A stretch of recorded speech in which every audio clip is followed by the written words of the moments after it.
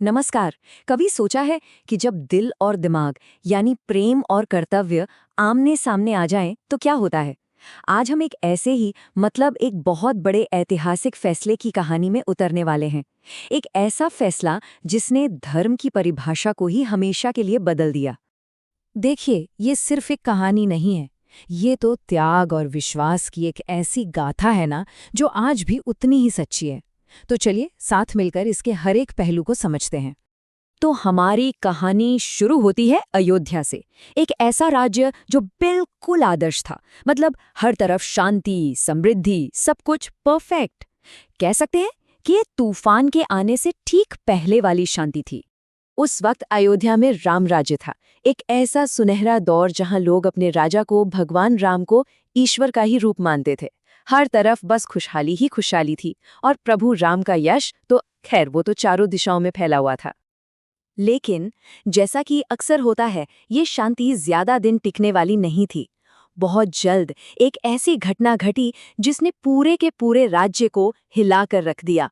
और भगवान राम, वो अपने जीवन के सबसे बड़े धर्म संकट के सामने आकर खड़े हो गए। हुआ ये कि रावण ने सिया माता का अपहरण कर लिया, और इस एक खबर ने पूरी अयोध्या को जैसे निराशा और डर के अंधेरे में डुबो दिया। राजा राम की जिंदगी का सबसे बड़ा संकट अब उनके दरवाजे पर दस्तक दे चुका था। अब देखिए, ये जो वचन था ना, इसका वजन बहुत ज्यादा था। ये सिर्फ एक पति का अपनी पत्नी से किया गया वादा नहीं था। नहीं, ये एक राजा का अपनी प्रजा के लिए, अपने धर्म के लिए एक अटूट कर्तव्य था।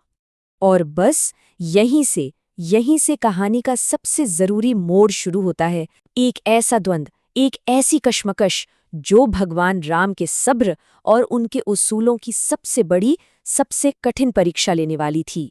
तो अब सोचिए, भगवान राम एक ऐसे दौराहे पर खड़े थे जहां कोई भी रास्ता आसान नहीं था।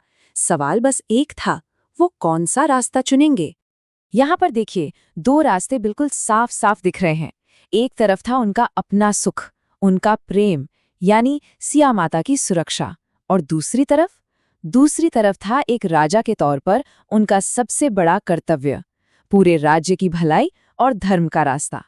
तो अब वो घड़ी आ गई थी, उस एक फैसले की घड़ी जिसे इतिहास ने हमेशा हमेशा के लिए याद रखना था।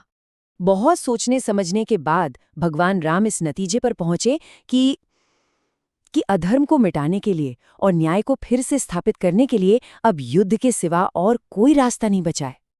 लेकिन जरा सोचिए, युद्ध का मतलब था बहुत बड़ा खतरा।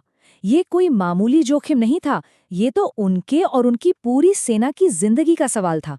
एक ऐसे भविष्य का सामना करना था जिसका नतीजा कोई नहीं जानता था। और ये खतरा सिर्फ उन तक ही सीमित नहीं था।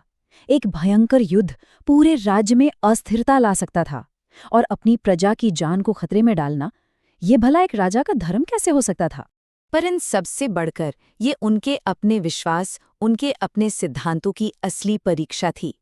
ये लड़ाई बाहर लड़े जाने से पहले उनके खुद के मन के अंदर लड़ी जा रही थी। दिल में बेचैनी थी, मन में पीड़ा थी, लेकिन इन सबके बावजूद राम जी ने कर्तव्य को सबसे ऊपर रखा।